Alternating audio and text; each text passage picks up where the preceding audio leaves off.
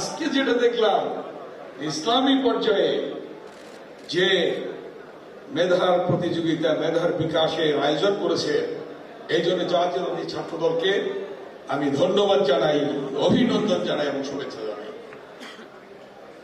সম্মানিত সভাপতি, ছাত্র দলের সভাপতি রাকিবুল ইসলাম রাকিব,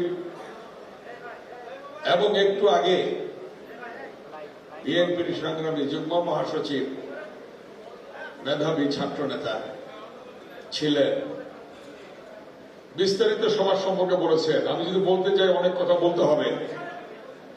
এই যে আমার বাদিকে যারা ছাত্ররা নেতৃত্ব দিয়ে এসেছে, তাদের এমন কেউ নেই যে তাদের শরীর থেকে ক্যাম্পাসে রক্ত ঝরে নাই। এমন নেতৃত্ব নেই যে তারা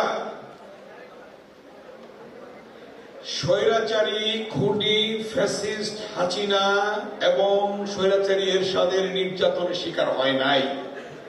আমি যদি একদিক থেকে বলতে যাই, সম্মানিত প্রধান অতিথি সাহেব আছেন, আমার খুব কাছের লোক, খেলাফত মজলিসের আমির, আমাদের খুবই কাছের লোক, মনের দিক দিয়ে আমি তার সাথে খুব মিল আছে সব দিক দিয়ে। তার চরিত্রে কি কালিমা লেপন করতে চেয়েছিল মনে আছে? কে চেয়েছিল? ফ্যাসিস্ট হাসিনা। কেন? উনি একজন ভালো লোক, ভালো নেতৃত্ব এবং ভালো মানুষের সন্তান, জাতীয় নেতৃত্বের সন্তান। প্রধান অতিথি আজকে রান্নাঘর না হোক কান্নাঘর, গাজী কিচেন হুড স্বাচ্ছন্দ্যময় রান্নাঘরের বিশ্বস্ত সঙ্গী। আল্লামা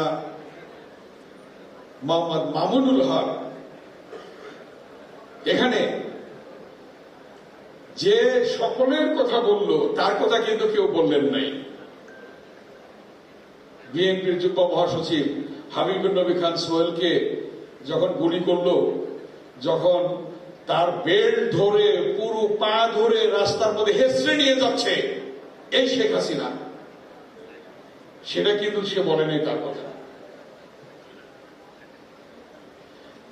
এই শহীদউদ্দিন চৌধুরী, এনি দুজনই ছাত্রদলের সভাপতি ছিল, সেক্রেটারি ছিল।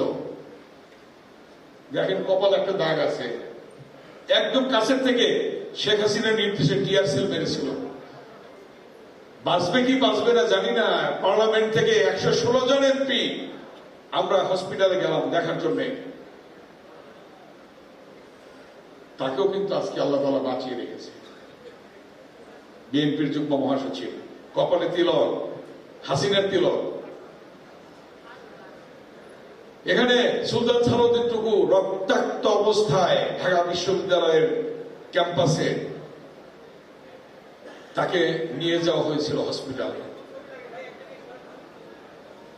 এবং ছাত্র দলকে আজকে এমন একটা যোগ্য জায়গায় যাকে দিয়েছে, এবং ছাত্র দলকে নার্সিং করার জন্য দেখার জন্য এমন একজন মেধাবী ছাত্র নেতাকে দিয়েছে, কেন্দ্রীয় সহসভাপতি এবং মেধাবীদের এফএইচ হলেন, জিএস ছিল 90 সাল। আমি যখন ভিপি তখন সে জিএস।